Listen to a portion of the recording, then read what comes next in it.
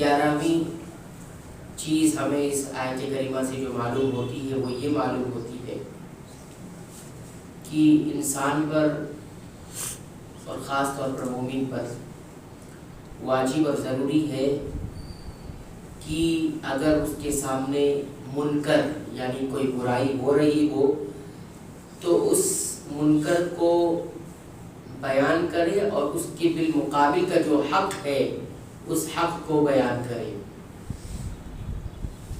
چاہے وہ برائی عقیدے کی برائی ہو، چاہے وہ کسی عمل کی برائی ہو، اور چاہے وہ کسی قول کی برائی ہو، یعنی بات والی برائی ہو، تو اس منکر کو بیان بھی کرے کہ یہ منکر ہے، یہ غلط ہے، یہ برائی ہے، یہ درست نہیں، اور اس کے بالمقابل کا جو حق ہے، سچ ہے، درست اور صحیح بات ہے، اس کو بیان بھی کرے۔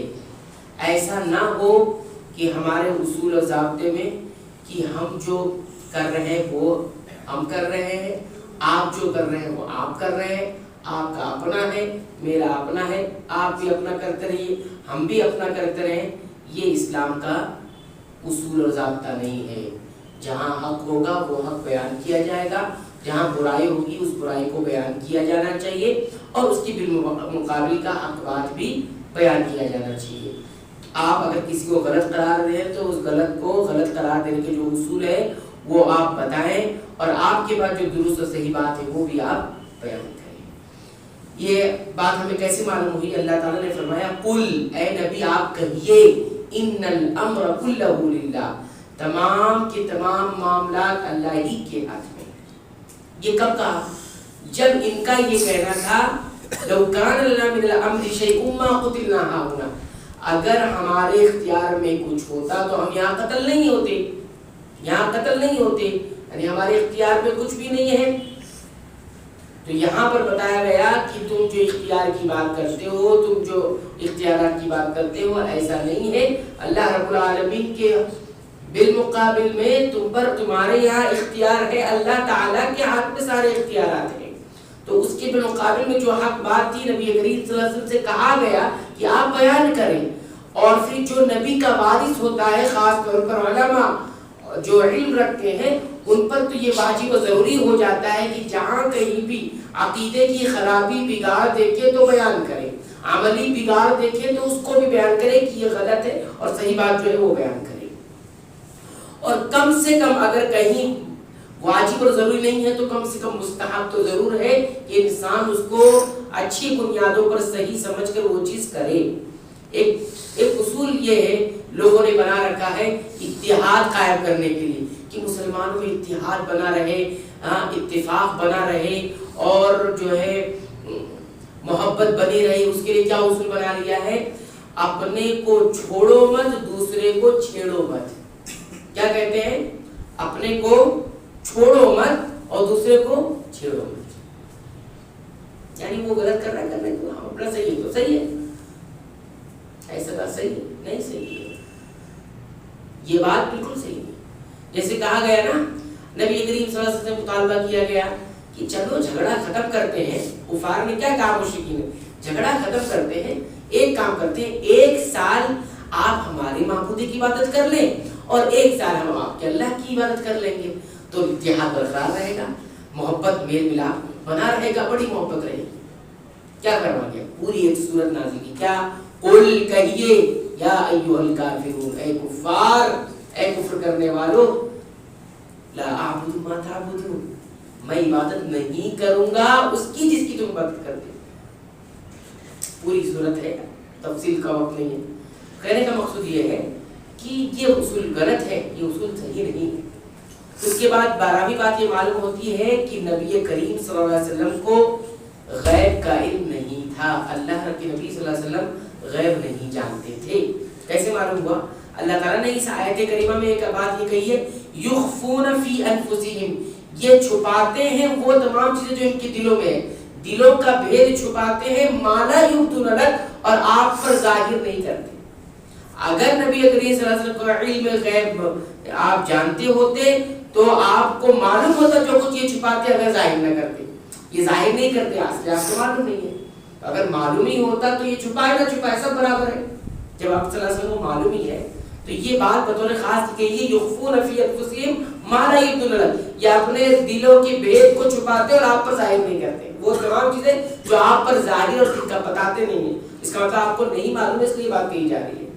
اچھا، اس کے بعد نبی کریم صلی اللہ علیہ وسلم غیب کا علم نہ تو اپنی زندگی میں جانتے تھے اور نہ ہی زندگی کے بعد، یعنی موت، آپ پر جو موت طاری ہوئی ہے اس میں بھی آپ علم غیب نہیں جانتے ہیں۔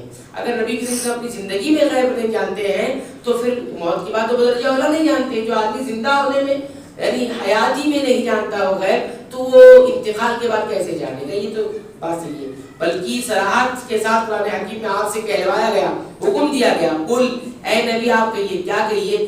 لا اقول لکم، میں تم سے نہیں کہتا ہوں عندی خزائن اللہ کہ میرے پاس اللہ کے خزانے ہیں، ولا اعلم الغیب، اور یہ بھی کہیے کہ میں غیب نہیں جانتا ہوں، ولا اقول لکم انی ملک، اور یہ بھی کہیے ان سے کہ میں تم سے نہیں کہتا ہوں انی ملک کہ میں کوئی فرشتہ ہوں۔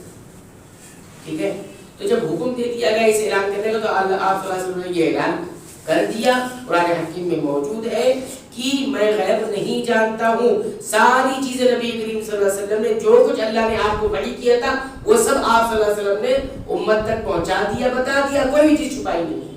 تو جتنا غیب اللہ تعالیٰ نے بذریعہ وحی بتا دیا تھا وہ غیب آپ پر آشکار ہو گیا، کھل گیا، اور آپ کے ذریعے امت پر بھی کھل گیا۔ بہت ساری باتیں قیامت کی ہم کو بھی معلوم ہے، ہم بتاتے ہیں نا، تو کیا ہم عالم الغیب ہو گئے ہیں؟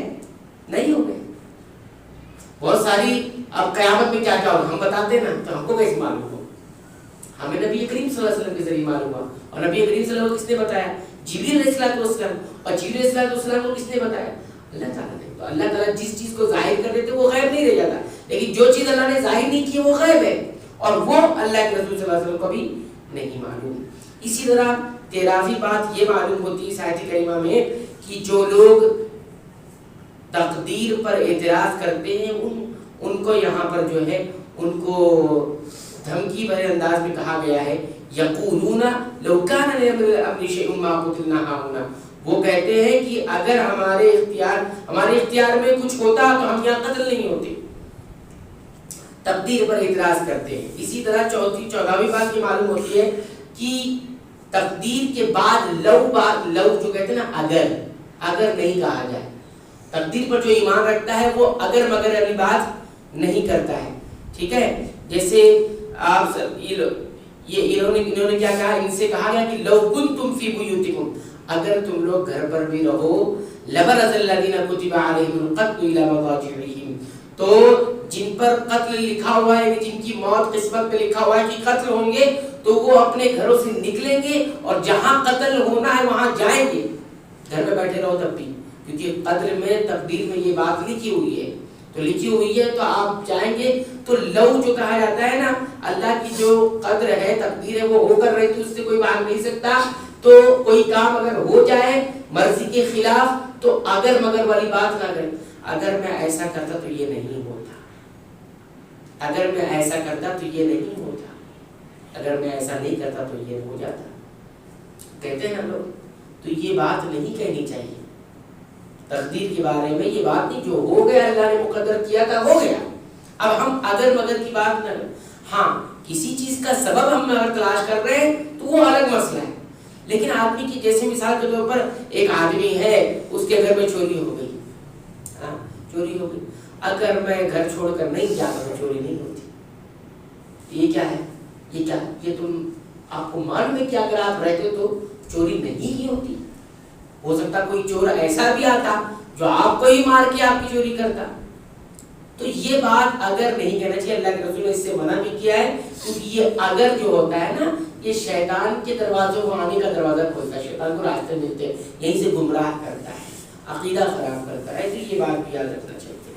آخری بات یا 15ویں بات اس آیت کریمہ سے یہ معلوم ہوتی ہے کہ اس آیت کریمہ کے اندر یہ اشارہ بھی ملا ہے کہ جو شہید ہوتا ہے اس کو وہی دفن کیا جائے گا جہاں وہ شہید ہوتا ہے، جس جگہ وہ شہید ہوا ہے اسی جگہ اسے کیا کیا جائے گا، دفن کیا جائے گا۔ جیسے یہاں پر آیت میں یہ بتایا گیا کہ تم نکل کر آؤ گے اس جگہ جہاں پر تمہیں قتل ہونا ہے، یعنی قتل ہونے کی جگہ۔ اگر اس آیت کریمہ سے ہم یہ بھی نہ کہے کہ شہید کو وہیں دفن کیا جائے جہاں وہ قتل ہوتا ہے، تو سنت سے یہ بات بالکل ثابت ہے۔ مسند احمد کے اندر یہ روایت ہے، سنن نسائی کے اندر یہ روایت موجود ہے کہ صحابہ کرام جنہیں قتل ہو گیا تھا، جو قتل کر دیے گئے تھے احد میں، تو ان کو لاد کر لے گئے اٹھا کر اور ان کو مدینہ میں لے جا کر دفن کر دیا تھا۔ آپ صلی اللہ علیہ وسلم نے کیا کیا؟ انہیں حکم دیا کہ جتنے شہداء کو آپ لے کر گئے ہیں ان کو دوبارہ لوٹا کر جہاں انہوں نے لڑائی کی تھی، جنگ کیا تھا، وہیں پر لے جا کے انہیں دفن کرو۔ لہٰذا ان کو وہی احد کے میدان میں دفن کیا گیا۔ تو اس سے معلوم ہوا کہ شہداء جہاں قتل کیے جاتے ہیں وہیں پر انہیں دفن کیا جائے گا، یہ سنت سے ثابت ہے۔ اور اس آیت کریمہ کے اندر ایک ہلکا سا اشارہ دیا گیا ہے کہ شہداء وہیں دفن ہوں گے جہاں پر وہ شہید ہوتے ہیں۔